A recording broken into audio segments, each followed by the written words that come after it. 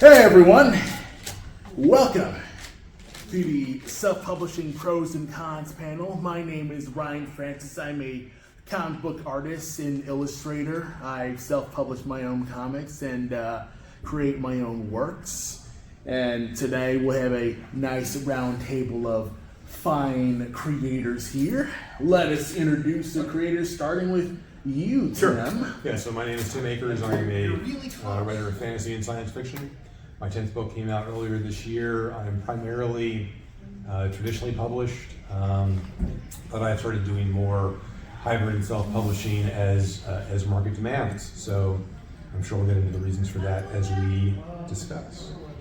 And I'm Rick Heinz. I write for massive TTRPG studios, from like Shadowrun, Cyberpunk, D&D to a bunch of different other game companies, and I'm also a novelist. And I've been both traditionally and self-published as well, and now I started our own publishing studio, which has its own different swaths of challenges. Yeah, I should mention that I got my start in TTRPG stuff back in the 90s. So. Fantastic. So, what took you all to say, I could do this without a publisher? I don't need no stinking publisher. Having worked with a publisher for 20 years, just the actual real life experience of having books come out and having them get little support from a marketing standpoint or distribution standpoint, especially the way that Barnes & Noble is changing their distribution system these days. It is difficult. Like, there was a time in my career when getting a book out from a publisher guaranteed 2 to 3 copies of that book on every Barnes & Noble shelf in America. And that, and that is simply no longer the case. The book that came out in February of this year got on maybe a third of shelves. This book, Wraithbound, which is my passion project, got on maybe a quarter of overall shelves. So just the reality of the fact that what Trad was primarily bringing to you was distribution and editing and cover art. You gave up a lot of control in order to be able to access that distribution system, and that's just no longer a valid going concern.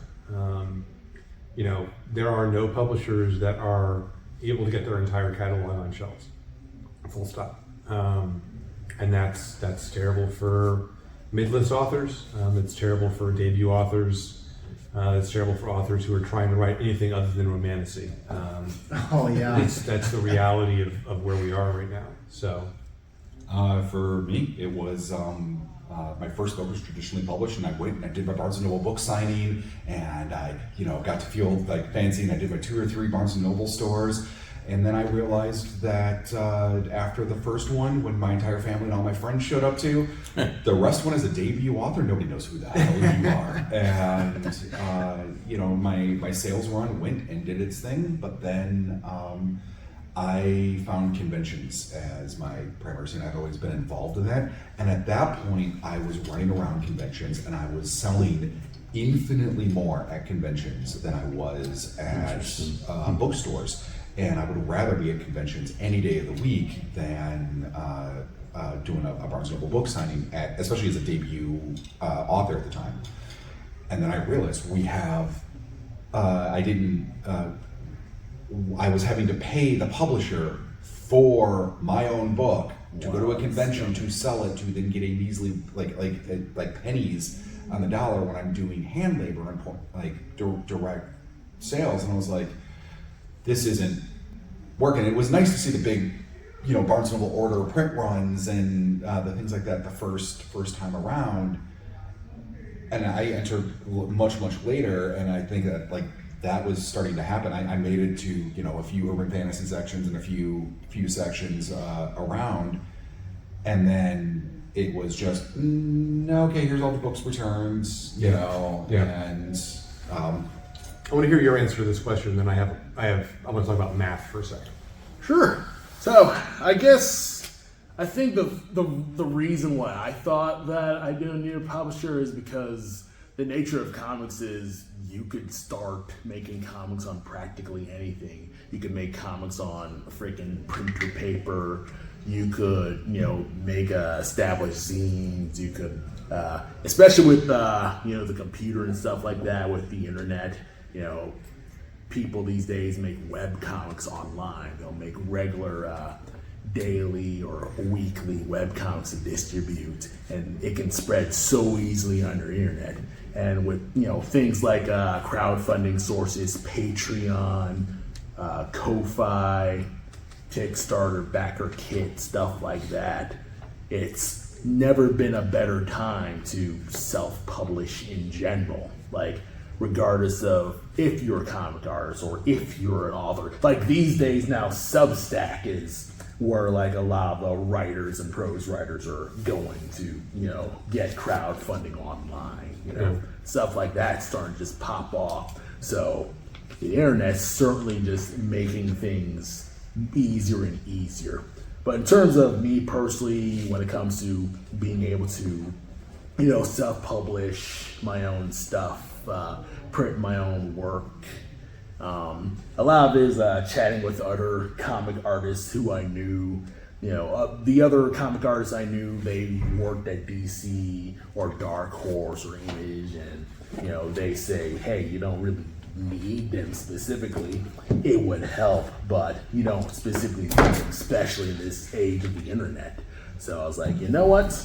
I have character designs. I know how to draw. I can write. So I decided to just go for broke, make a short story, and I ended up just rocketing off there. So I want to talk about money just for a second, because that is definitely a thing that happens. This is the book that I most recently had out from our boys at Bain. That covers the Jeff Brown cover. Jeff Brown, at the time that this book came out, was charging about $4,000 to $5,000 a cover. Jeff has hit big because he's become the favorite artist of Broken Binding, and they're sort of a self-publisher. They do special editions, and he now charges around $6,000 to $7,000 a cover. That's the advantage of Trad. What was his name again? Jeff Brown. Jeff Brown. Okay, sorry. That's fair.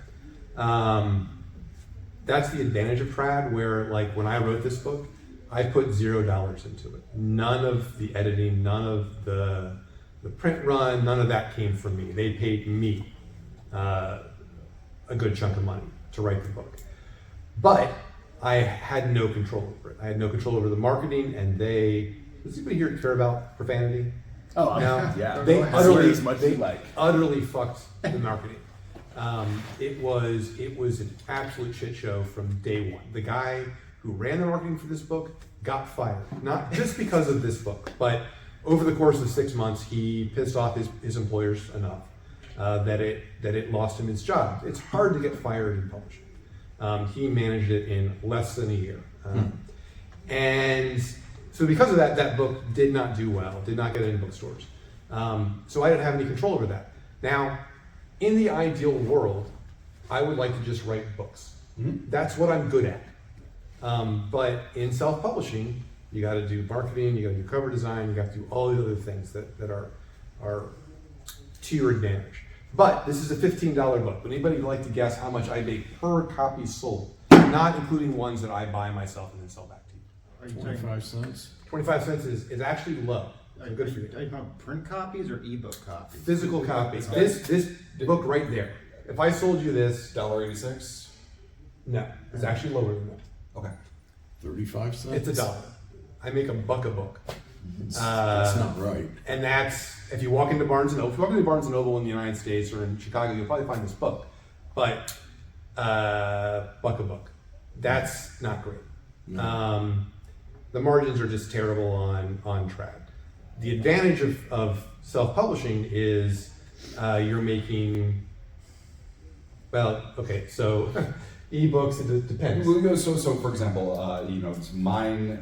So mine has gone through an entire evolutionary series. But there was a period where the cost at a convention, when I would sell a book for $20 at a show, I was really only paying like $7, $8 of printing, shipping, and handling based on how many print run units that I would do. Yeah. Now, if I was lucky enough to say, cool, I can afford to run a 2,000 print run and store them like a giant crown of thrones in a basement, I could get that cost down to, like $2 a book, which meant that once you sell that out, the rest of that's yours for future investment. But you have to pay off your cover artist, you have to pay off your dev editor, your copy editor, your typesetter, out of that. But then you still get the rest of it afterwards. Yeah, that initial upfront cost can be quite high, and there are a lot of ways to screw that up. But once you are past that point, you're making good margin. And again, it depends on the ability to hand sell the book. You got to be the kind of person who's good at that. Good news, my grandparents ran a tourist attraction, so I spent summers at a tourist attraction working the booths, so I'm kind of good at the hand sell. If you're good at that, if you get past the introversion, the difficulty of communicating to people on a one-to-one basis, you can sell books and you can do pretty well at it. I ran Dragonsteel, which is Sanderson's personal convention. We had the same agent, and my agent took me out there to sell books. I sold like 80 books. That's great.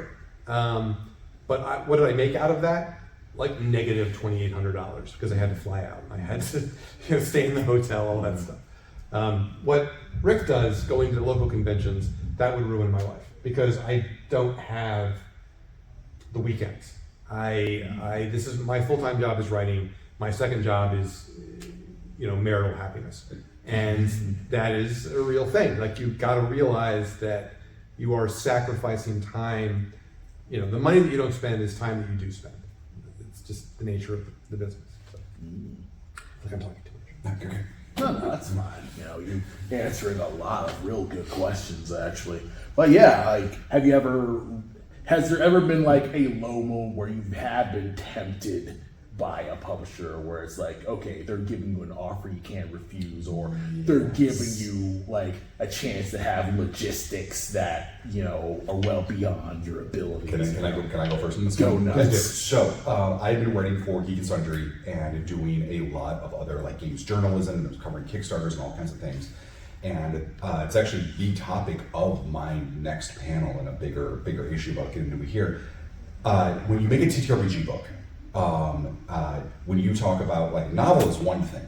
Now I've gotten into hey, we're going to build massive role-playing game books, and the art budget for those is generally starting at $40,000, right? Yeah.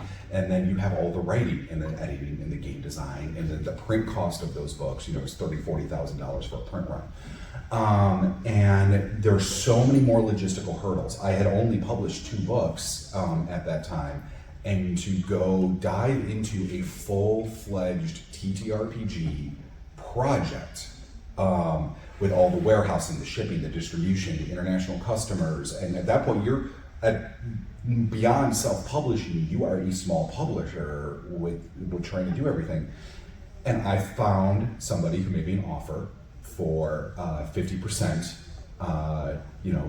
Royalties, because we did all of the book, we wrote everything, we did things like that. I'm like, this is a fantastic deal. It is far more than what every other TTRPG publisher would ever have granted me if I took the RPG book to go shop around. And it turns out that was too good to be true, because at the end of the day, that cost me about $500,000.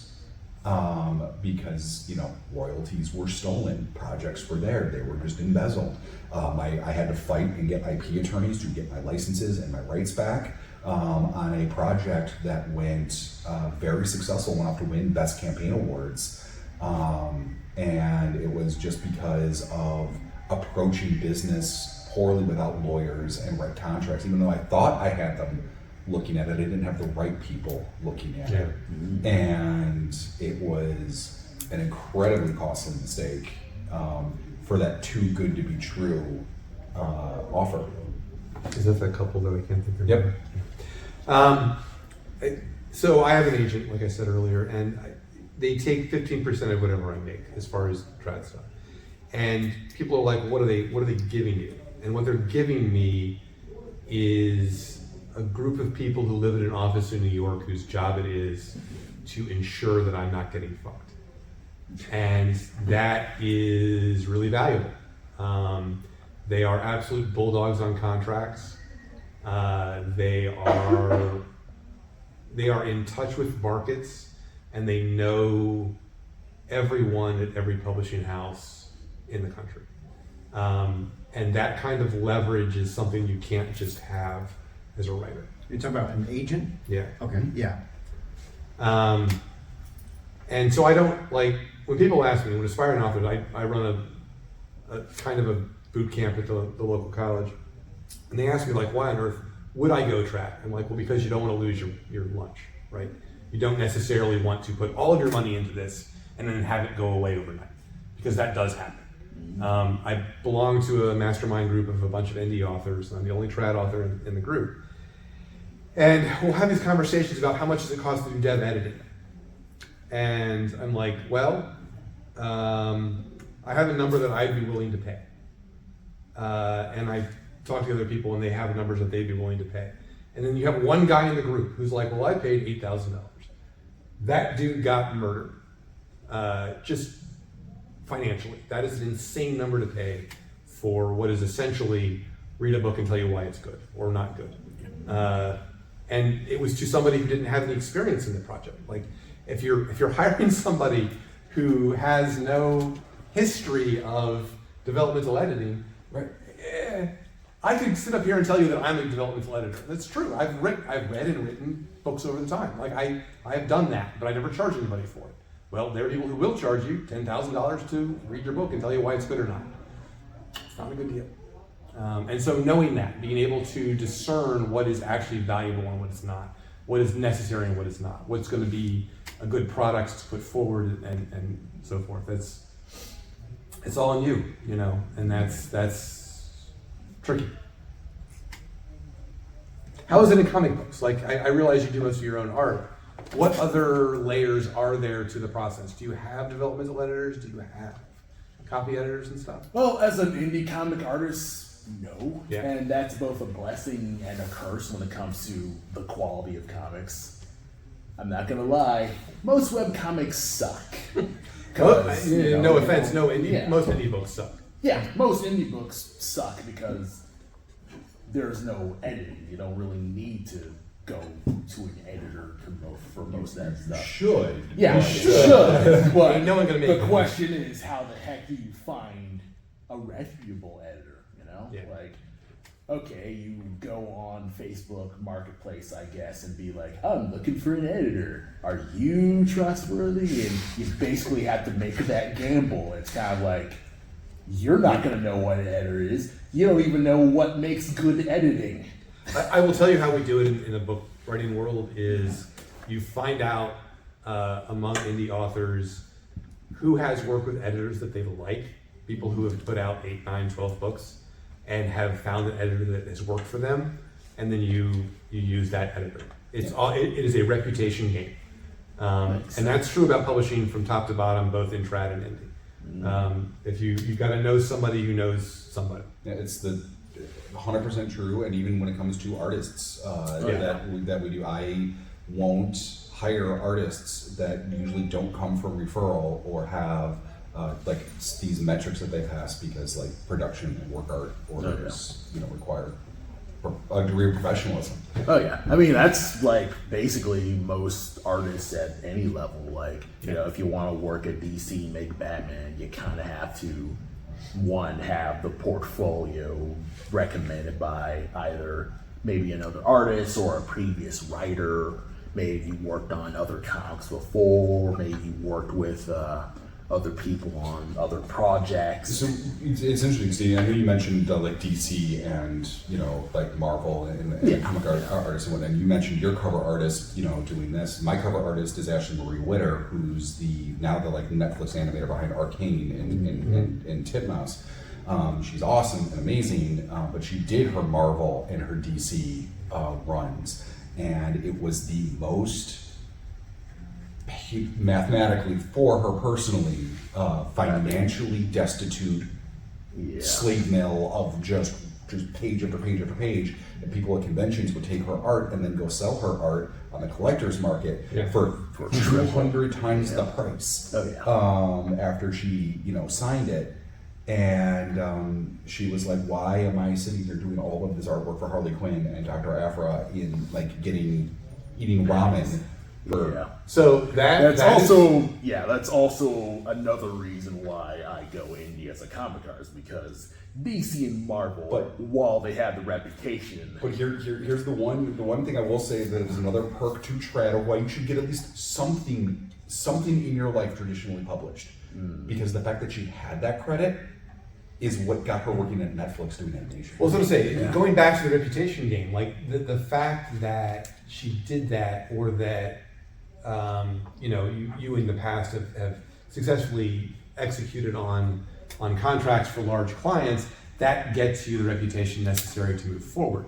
The problem is, and this is true for artists, for writers, for editors, trying to work for major publishers, the supply of aspiring creative does not begin to meet the demand. Or the other way around, the demand doesn't exist, or is almost nothing. There are so many people who are perfectly acceptable writers, and we publish 5 books a year. So the other 500 of you, I'm sorry. It's been a good time. And that's why indie is I think, making headway, because Trad, especially, again, as Barnes & Noble reduces the number of books on their shelves, they have a very narrow band of what they're interested in producing. And if you are a really good writer who is doing something that is not exactly what they're looking for, they are not going to buy your book. And that's, sorry, that doesn't matter. There are readers for it. Just that they're not looking to produce that book right now. And again, I'll go back to Sanderson. Like, if you go to Dragonsteel or things like that, or you look at his numbers, like, that dude sells a lot of books. So it feels rational that trad publishers would want to produce Sanderson-like books, but they don't, because Sanderson takes up all the space in trad. Sanderson fans read those books over and over and over and over again, and if you want to write something like that, too bad, you're not Brandon Sanderson. So just go indie at that stage. There's just no value in it. It's like things were in horror for Stephen King in the 80s. If you were not Stephen King and you wanted to write horror, too bad. You needed to write something else, because that was the only name that was making any space. You walked into a bookstore in the 80s and 90s, and you walked into the horror section, it was Clive Barker and Stephen King, and that was it. And Clive had this much space, and Stephen King had 4 shelves. You didn't have the opportunity. So, same thing now. It's just, if you're not ready, honestly, I'll say it again, if you're not ready to romantasy and you're trying to go trad, God bless you, but do something else. It's a bad situation. So in other words, if you're not writing something that's hot on the market, you're out of luck. Yes, but if you sit down right now and begin writing a marketable book, the market will have changed by the time it actually gets to it. And that's because traditional publishing is very, very slow. Yeah. Like, I, again, with an agent and many books in my past, when I submit a book to a publisher, I don't expect to hear from them for 6 months. And I don't expect, once we get an offer, to actually have a contract in hand for 3 months. And that book will not be out for a year after we finish the contract.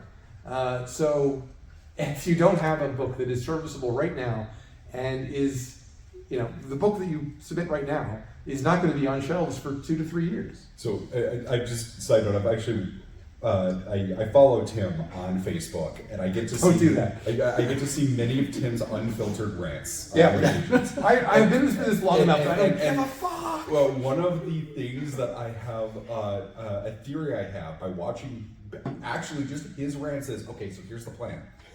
You're gonna write books, you're just gonna write a crap ton of books of different things.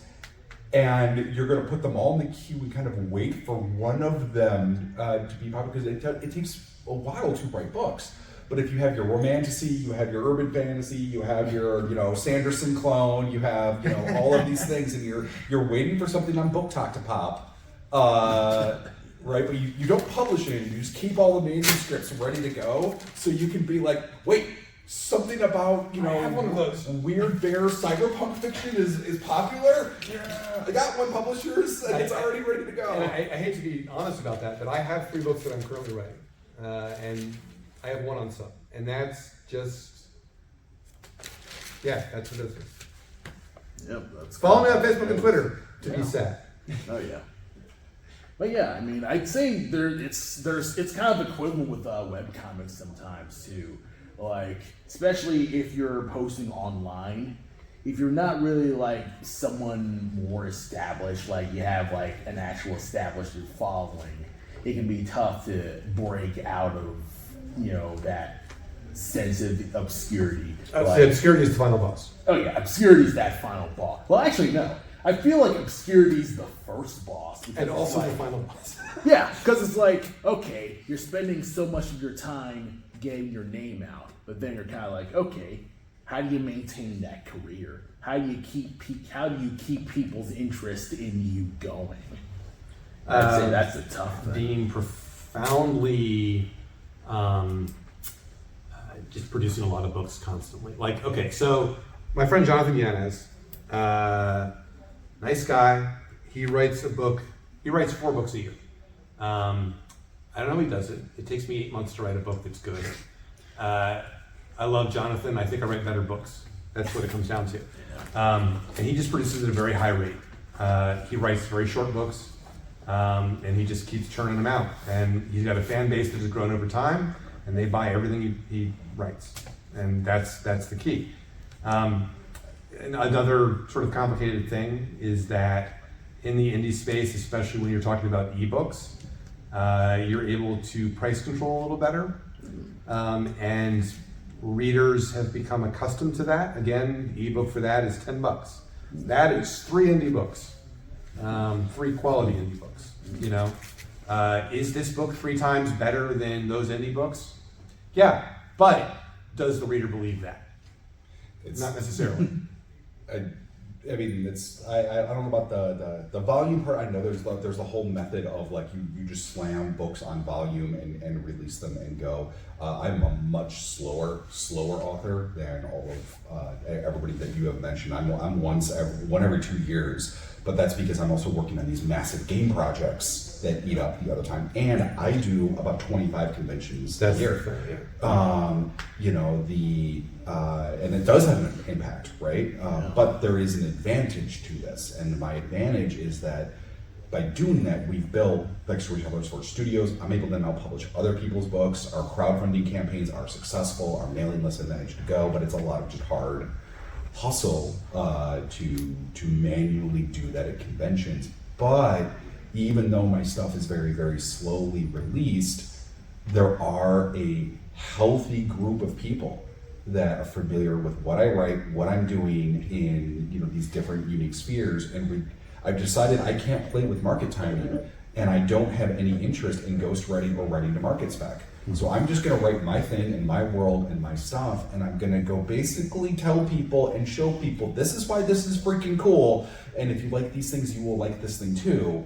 And I've just been doing that very, very, very slowly over time, which I have not been at this as long as you have by any capacity. And Ryan, I know you and I met at a con when we started off very together when I had my very first little book, and I was hi.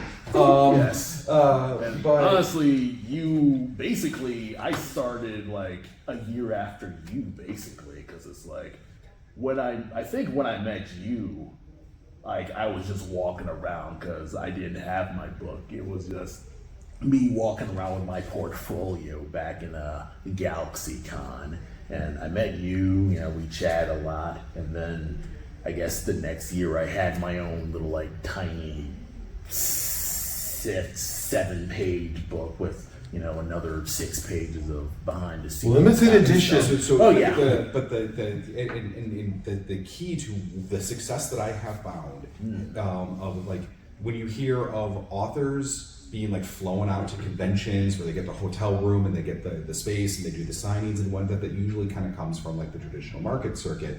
I am an indie author who gets flown around as a guest to conventions all over the country because I found a different value add beyond just being a writer.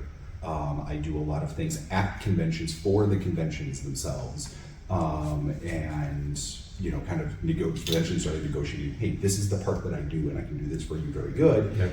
And I will sign more autographs than your voice actors. And they go, no way. And then next thing you know, the answer is yes, yeah, that actually happens. But you have to, the time cost for that is, if I stop today, everything online and everything that I've done doesn't get noticed or picked up anymore, because I don't have 4 books a year coming out. I don't have that Back catalog. Yeah. And it's tricky. Oh yeah, very Any true. questions? That's what. Yeah. That. Oh yes. Do publishers pay by the word anymore? No. No. Works for hire. Yes. Yeah. TTRPGs pay by the word. Short stories pay by the word. But that is a work for hire. Here's a contract. Here's how much money. I write for Malifaux. You've done stuff for A lot. A lot of this point. people, yeah. It's usually tends the low end range for like if you want to go chase shiny names. It's like 5 to 6 cents a word. The bigger the company is, the less they'll pay. Yeah, and it goes up to like 10, sometimes 14. Heinlein in Grumbles from the Grave talks about when he started, he was getting paid 3 to 5 cents a word. Yeah. And that he really scored when he beat up a publisher for 7 cents a word. Yeah. Now, so that's in the 50s sometime. Yeah.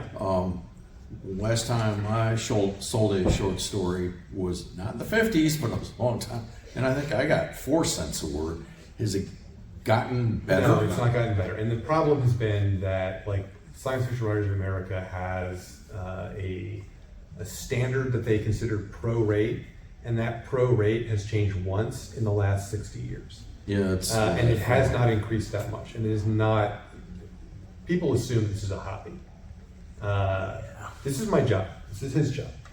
Is this your job yet? Part time. Yeah. Like, I was working 70 hours a week doing a day job and then writing a book a year, and that almost killed me. So I quit. Yeah. And just kind of like struggle. But yeah, no, they do. They do, especially TTRPGs, the game world. Those guys pay by the word. But in most cases, it is an advance with royalties built in, and the royalties alter based on what kind of book it is, by which I mean format, trade paperback, mass market, different rate, ebooks, different rate, audiobooks, usually that's a different deal. And so, yeah, but it does end up boiling down to about $1 a book, usually. Yeah. So with book talk, because of TikTok, how does that influence the indie publishing sphere? Like, is that something that you look into and try to capitalize on? Or is that more like publisher side, let them do it, let them allow like that promotion? No. First of all, I'm old, so I've tried doing the TikTok, book talk thing. Instagram is as far as I go. That said, that is entirely on you, the author, in my experience. Publishers don't know what the fuck is going on. And the larger the publisher, the less likely they are to have any idea. Until very recently, traditional publishers only advertised to other traditional publishers. They would take out ads in Publishers Weekly, Locus Magazine, which is the industry rag. If you guys are interested in being a traditional published author, you should be looking at Locus, because it is a great resource. But they would only advertise in those like 2 or 3 things. They would not advertise to readers. This just in. Books get sold to readers, and publishers are not necessarily aware of that for some reason. Yeah, with that, I will say, and this is mostly me like kind of hearing this, a lot of publishers, they want the authors to do their own marketing. 100%. They're usually going to say yes to you if you have a decent following account on social media. So this probably is why they, mitigate that. There are segments of publishing that will only talk to you if you have a significant following on social media already, which is not a thing that I have ever.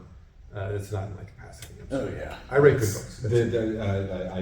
I personally have run into the problem where all of the things that I'm doing, it is absolutely impossible for me to maintain a social media presence to the level that I have it. So I had to start having other people help with social media. And to get to TikTok, this is how publishers are in on it for the book talk. And I do know this part. What they're doing is the publishers have no freaking clue what the hell they're doing there. But you know what? There's a lot of very smart people that are already on Book Talk, already doing the thing. And so the publishers have figured out, wait a minute, I'm not even gonna bother with this. Hey, listen, I'm just going to hire you and sponsor all of your Book Talk posts to go out and make these, and I'm gonna pay you to do it, which now means the Book Talk, which was for a brief period of time an organic thing, is now just basically another, like, all of the books being displayed are all the books that person's also being paid to now. Yeah, and I mean there are examples of that, and again, like Book Talk for me is foreign language, but like BookTube especially, there are still independent YouTube reviewers who, the problem is they get inundated with stuff. Every publisher sends them 40 books a week, and they're not going to read 40 books a week, guys. This is just not going to happen. And so they're only going to look at the ones that are being best promoted, which usually means the ones that show up with the sprayed edges and in a box that has extra stuff associated with it. It's not what most publishers are going to be able to afford to do, which means publishers are choosing which of their authors succeed and which ones don't. Sad story. But so Tor, very famously, only promotes the stuff that they already know is going to be a bestseller, but they buy a lot of books and they just kind of shotgun them out there, and whatever sticks to the wall, they will then support after the fact. I know, and again, the supply of aspiring authors is very, very high, and they will sign bad contracts, get no marketing, get their book on the shelf for no shit, 30 days, 60 days, and then it's gone. And that's the end of their career. Good times, have fun. So anyway, again, like trad is very, very depressing to face. The key to trad is to accept that rejection is constant, not personal, and persistence is the only way that you actually get anywhere. That last one I definitely feel. Yeah. I'd say that's probably just the big hook with most, I'd say, creative endeavors. Most of it is persistence above all else. The ones who succeed are the ones who don't quit. Oh yeah. Yeah, you it's very easy to fall into this personal self-doubt cycle where it's like you don't know if it's you or the content you make or the customer's not interested in that subject or they don't have money. There's so many different factors, but the one thing that you can't do is take it personally. You kind of gotta continue, keep experimenting, keep consistently producing work. You will hit jackpot sooner or later. No, I actually have a question for both of you because I'm curious because it's relevant in both comics and you might have some insight that I'm really curious to hear. Books, comics and media books are the two things that ultimately end up getting turned into other medium. A producer I was talking to told me that everything that anybody in Hollywood is really paying attention to is something that also has a graphic novel adaptation to it in some capacity, but it still needs 3 or 4 novels deep in a series, and then there needs to be some like illustrated thing with pretty pictures because nobody wants to read the books. This is very long. It takes a lot of time. Fuck that. The real big win is when something like like an Expanse or something gets picked up and blown. Something else, Scott Pilgrim vs. the World. I have so many stories about Expanse. Yeah. Well, what do you guys think about that flip over how to get to that point? Because can you still do that as an indie, or do you have to be trad? Yes, you absolutely can, because Scott Denman just did. Yes. The fact is that if you can demonstrate long-term success, big sales numbers in indie markets, trad will eventually figure it out and pick you up and hire you, and that is an acceptable method. I can name on my hand a number of people who have done it. Scott Denman, a little bit Shirtaloon. Again, Lit RPG, trad is just beginning to figure out that's a thing that everyone wants to buy. But what they are mostly doing is hiring trad authors to write Lit RPG as opposed to hiring Lit RPG authors, and that's not working. What's funny is I've never, as somebody who literally writes in both spaces, well knowingly. Yeah. I get asked, hey, are you guys coming out releasing any lit RPGs? We haven't made any. You should. But nobody has also asked me of like, because I know a lot of people at like Bane and Tor, and nobody's been like, hey Rick, you want to write a lit RPG? Yeah. You know? Well, because again, Bane asked me to write a lit RPG. I've got about 30,000 words into one. I'm struggling because I am a game designer and a writer, and I don't like mixing those spaces. Yeah. And it's creatively difficult for me to do. But maybe eventually someday. Gareth Hannaran, if you have not experienced the Gareth Hannaran phenomenon, he is an excellent writer for Orbit. And he writes traditional epic fantasy. They just hired him to do a lit RPG. Another guy whose name I'm going to absolutely forget. Anyway, there are a couple of publishers. They figured out a guy that they want to do it, and they take somebody internal to them and say, hey, the next thing we'd like to see from you is this. And in a lot of cases, that is, in the last couple of years, lit RPG. That was the conversation I had last June with Tony Westerhoff and Dave. And they should be looking to people who are in the space, but if they do that, they are going to be going to somebody who is currently successful in lit RPG. The Expanse. The Expanse is a great story. I'm sorry, you want to answer? Go ahead. Oh yeah. I will say, like, in terms of that, that's basically the story of how a lot of comics tend to just get big. Is like the biggest examples are like Ninja Turtles, Hellboy, The Walking Dead. Different comic book. Oh yeah, and they're all just completely different comic books, but a majority of them start out fairly indie. I'll say Ninja Turtles is probably like the most indie of all of them because basically it was like Laird and Eastman that were just working on the first book while one was working at a restaurant, just washing dishes and stuff like that. And it was like an extremely violent, obscene book, and then it became this Saturday morning comics television show. Yeah. Well, And then- the first few issues were basically mimeographed, weren't they? Yeah, Yeah. basically. And I forget how the deal went off when they had to make the cartoon, but basically they created those first 6 issues, and one thing that got them to build more is they invited other artists and other creators to keep building up, and that's the story of how Mirage Comics built up as a thing in general. You had like I forget their names, like Roger Corman worked on a story, or not Roger Corman, Richard Corbin. Like he's a notable sci-fi painter, does a lot of covers and stuff like that. And eventually they do the cartoon deal, that explodes. The movie, that explodes. It just becomes a giant phenomenon. I have Go Ninja, Go Ninja, Go now stuck in my head on repeat that we started talking about turtles. You're welcome. Yeah, exactly. It's like it absolutely can happen, but of course, you still have to have the right thing. The thing thing. that I'm curious about, more so today, because Turtles was still 80s, right? Where there wasn't as much saturation and crazy amounts of, like, you could still have an agent go in and actually have a connection to go talk to that. Now, it seems to me, like just from the, like, it is a scary wall to look at when we have, here's this entire world, here's all these books with it, here's an entire soundtrack, here's a whole metal album, here's all these things that we built for this thing with a proven backstory. Who the hell do we talk to? How do you even begin trying to present to pitch that? So the answer is an agent. Again, like every agency has an agent also in LA and in London who handles that kind of distribution and pitching.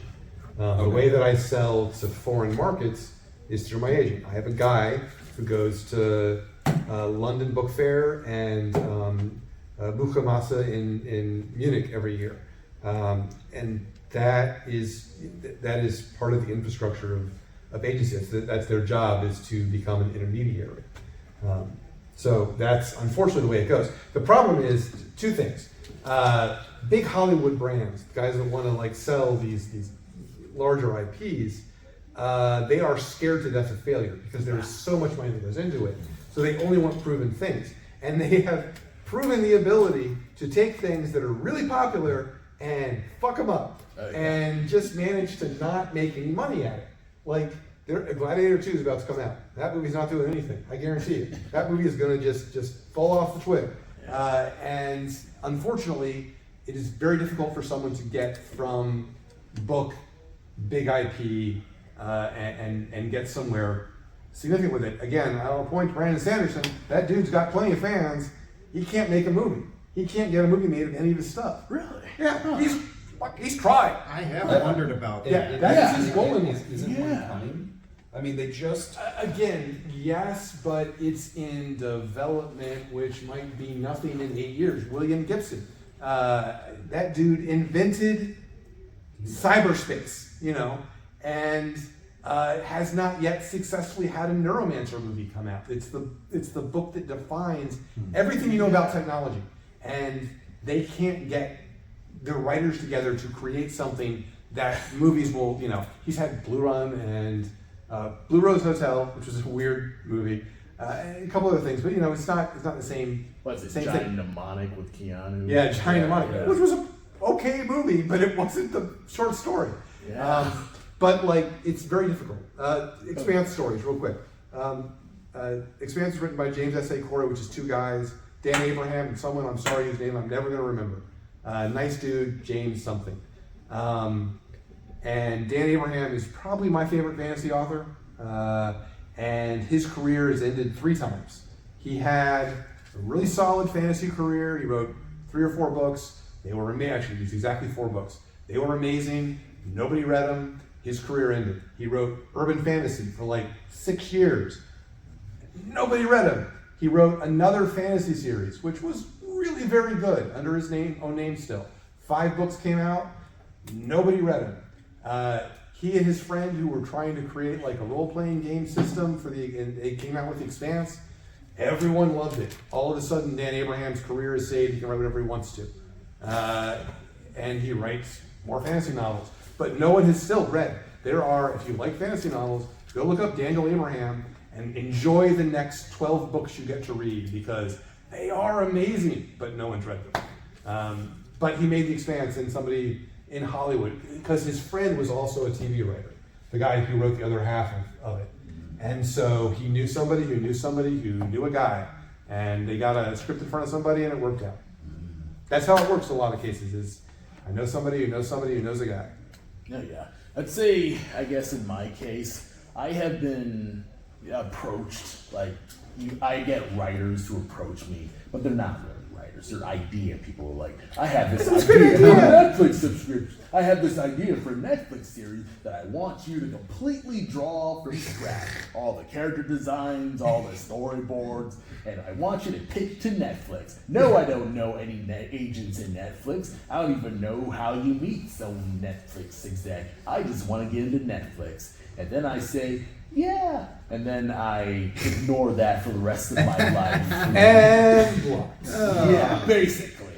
And I mean, in terms of as an artist, you get acts who basically do the work of an entire animation team, and you have to say no to that. Yeah. Because basically, you're meeting people who don't know the first thing about anything.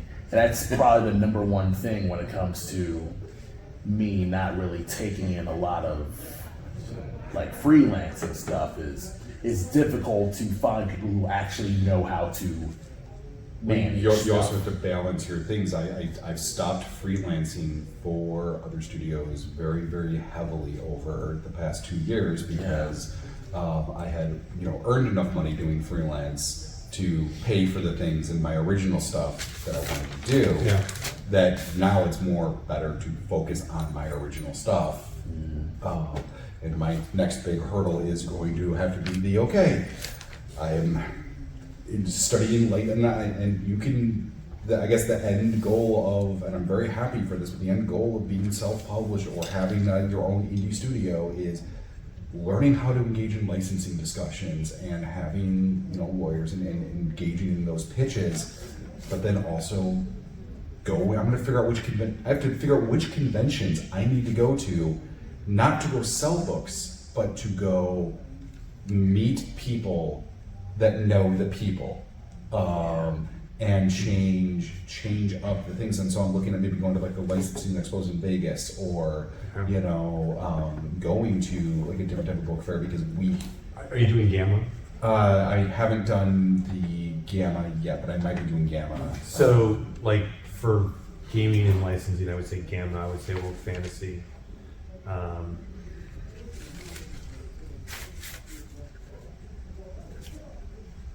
Screenwriters Guild has a get-together, but I don't know that it's open to non-screenwriters. That's the trick. Like, Right, it's figuring out which should go, which is a part of this, and there's a reason we're all on panels doing things as well. And you guys, I know you're taking a lot of notes, but like at some point, like study the convention scenes. It's always changing. That's just my next hurdle that I got to look at next year. Like I don't know the answer. I just have to put time towards it. Yeah, and then like my advice for new writers has always been, figure out which conventions are in line with your career goals and go to those conventions. Because at World Fantasy in Madison, it moves around every year, but it was in Madison the year I went, the first year I went. I met two of my editors, my best friend in the industry, and my agent at the same party.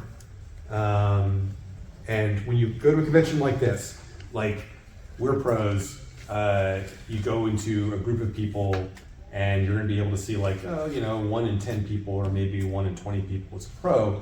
World Fantasy, that's a very target-rich environment. Like 95% of the people there are currently published writers, editors, or agents.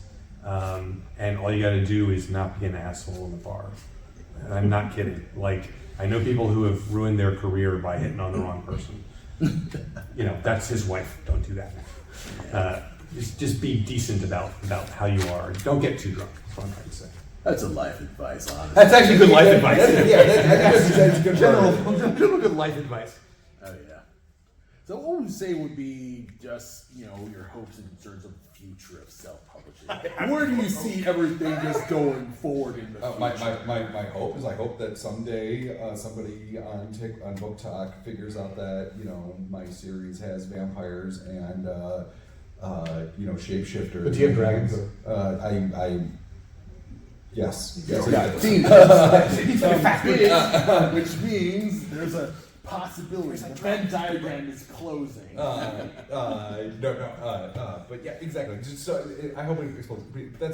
That's an unrealistic hope that I have no control of. My hope for indie publishing as a larger group, and this is from inside the traditional tower, trad publishing is badly broken. And what it needs is to be scared straight. It needs a wolf at the door that is going to convince it to stop doing things the bad way that it's doing it. And I hope indie becomes powerful enough so that both of them benefit. So that trad starts paying attention to how distribution is supposed to work, and marketing, and taking care of its authors, and indie is powerful enough that if I, a trad publisher or trad writer, can walk into my editor's office, look at the offer and say, you know what, never mind, I'll do it myself. And have that be a viable career choice that does not require me to become 95% a marketer. Because again, you wouldn't tell by the fact that I can talk in front of people, but I am a hermit. And what I am good at is writing books. And after we finish this conversation and tomorrow's panel, I will go into my office in my basement. I will not talk to other human beings for a month and a half, other than my wife, because I'll have to decompress. The point is, writers need to be able to write, and marketers need to be able to market, and editors need to be able to edit, without it being, this terribly traumatic event. Oh yeah, this giant brick will roll. Because I feel like that's sort of the thing when it comes to, I'd say, a lot of creative industries is you're making them wear so many different hats. Yeah. That's like, you're spreading them so thin. My hope for the future of, I guess, self-publishing is that, distribution methods that get creators to get their stuff directly to their fans. get spread further and further. Yeah. I love Patreon. I wish there were more types of Patreons. I wish there was like more Indiegogos, like backer kits. Like Kickstarter like completely changed up its stuff because of all the innovations Backer Kit was doing. Plus they're doing more changes because Substacks show up in the mix. The more things that like show up, you get more decentralized means of showing off your work, publishing your work, as social media just start devolving into a shit show and new social media to So actually, the fall of social media and people abandoning Meta in droves, the end of X, whatever abomination it has become, Instagram being tied, it has made it significantly more difficult for one of your crowdfunding platforms that all feed into those things. Where the hell do you go put your ads now? Because where are people truly like spending their time? And Facebook is what they say, but there's a lot of people leaving it. Yeah. Yeah. Well, I think it's the same thing. I can say, for me personally, I feel optimistic that Blue Sky will be a start. There are a lot of. It's the same thing that happened to game publishing shortly after the introduction of Magic. It collapsed and then it rebuilt itself around, what was available, and I think that publishing is going to go kind of the same way eventually. I got to figure out where my next panel room is Yep. at because I got one. It's been great. Thanks so much everyone for for coming stopping by. Thanks for doing It's this. been great. Yeah. Thank you, Rick, Tim. Always a pleasure, man. My wife's out there.